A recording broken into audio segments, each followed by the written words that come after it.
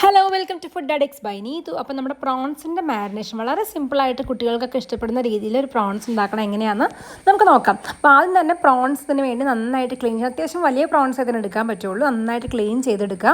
കഴുകി വൃത്തിയാക്കിയ ശേഷം ഒരു ടൂത്ത് പിക്ക് എടുത്തിട്ട് അതിൻ്റെ ഇങ്ങനെ അടിയിൽ കൂടെ കണ്ട് ഈ വീഡിയോയിൽ കാണുന്ന പോലെ അതിൻ്റെ ഉള്ളിൽ കൂടെ കയറ്റി കൊടുക്കുക. അല്ലെങ്കിൽ എന്താണെന്ന് വെച്ചാൽ ഈ പ്രോൺസ് കുക്കാവുമ്പോൾ അതിങ്ങനെ റൗണ്ടായിട്ട് പോകും. നിവർന്നിരിക്കാൻ വേണ്ടിയാണ് ഇങ്ങനെ ചെയ്യുന്നത്. ഇനി അത് നന്നായി എല്ലാം അതുപോലെ ആക്കി വെച്ച ശേഷം കുറച്ച് മുളക് പൊടി, കുറച്ച് മഞ്ഞൾപ്പൊടി, ഇത്തിരി ഉപ്പ്, ഒരുപാട് മാരിനേഷൻ്റെ ആവശ്യമൊന്നുമില്ല കേട്ടോ. പ്രോൺസിന് ഓൾറെഡി നല്ല ടേസ്റ്റ് ഉണ്ടാവും. അപ്പോൾ നമ്മളിത് ബട്ടറിൽ കുക്ക് ചെയ്യുകയാണെങ്കിൽ ഭയങ്കര ടേസ്റ്റ് ആയിരിക്കും.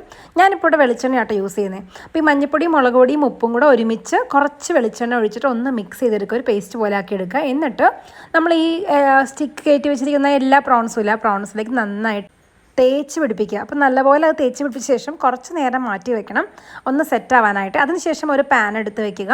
ഞാൻ പറഞ്ഞാൽ ബട്ടർ യൂസ് ചെയ്യുന്നവർക്ക് ബട്ടർ യൂസ് ചെയ്യും. ഞാനിവിടെ വെളിച്ചെണ്ണ യൂസ് ചെയ്തേക്കണം. വെളിച്ചെണ്ണ ഒഴിച്ചിട്ട് കുറച്ച് കറിവേപ്പിലയും ഇഞ്ചിയും വെളുത്തുള്ളിയും ചതച്ചിട്ട് അതിലേക്ക് ഇട്ടു. എന്നിട്ട് ഒന്ന് ചൂടായി വരുമ്പോൾ നമ്മൾ ഈ മാരിനേറ്റ് ചെയ്ത് വെച്ച പ്രോൺസ് നേരെ എടുത്ത് അതിലേക്ക് പെറുക്കി വെക്കുക. ഒന്ന് അടച്ച് വെച്ചും വേവിക്കാം.